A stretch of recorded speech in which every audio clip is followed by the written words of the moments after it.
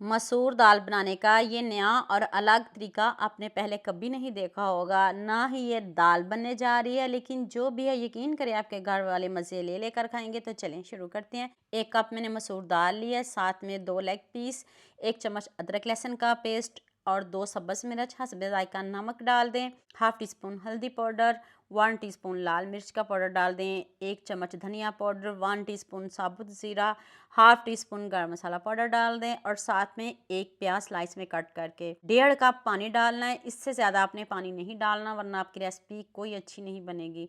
आपने बहुत ज़्यादा पानी डाल लिया तो फिर ये रेसिपी सारी ख़राब हो जाएगी। ऊपर से कवर कर दें और अब आपने इसको पकाना है।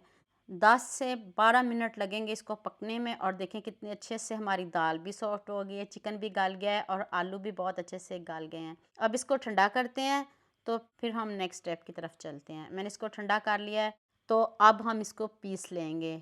आपने भी इसको ज़रूर पीसना है।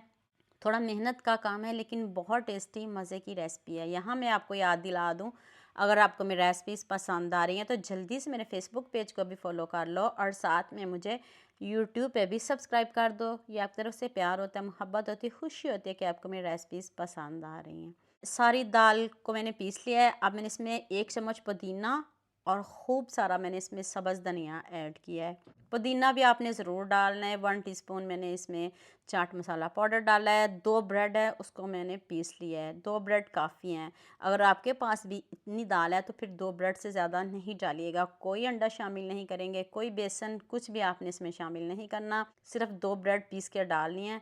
तो अब हम इसके कबाब बनाएंगे। आपको जौन सी शेप पसंद हो, जो शेप पसंद हो आप बना सकते हो, कोई इशू नहीं। मैंने इसके कबाब बनाए हैं, इतने टेस्टी, इतने यमी। आपने इसको फ्राई कैसे करना है वो भी बताती हूँ। मैंने इसको कोई फ्रिज में नहीं रखा, मैंने उसी टाइम इसको बनाया है।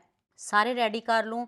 आप मुझे जल्दी से ये भी बता दें, आप मुझे किन किन मुल्कों और किन किन शहरों से देख रहे हैं। मुझे बहुत खुशी होती है जब आपके फेसबुक और यूट्यूब पर खूबसूरत से कमेंट पढ़ती हूँ। आप सबका खूबसूरत कमेंट करने का बहुत बहुत शुक्रिया।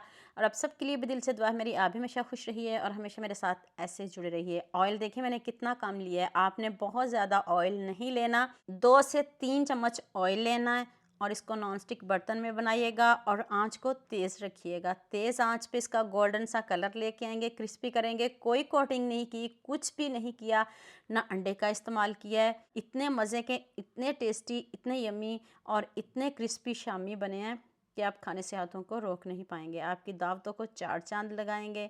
आपने इसको बनाना ज़रूर है, टेस्ट की गारंटी मेरी है। जितनी यमी रेसिपी बनी है, मुझे भी इस रेसिपी में आप सबका बहुत ज़्यादा प्यार चाहिए।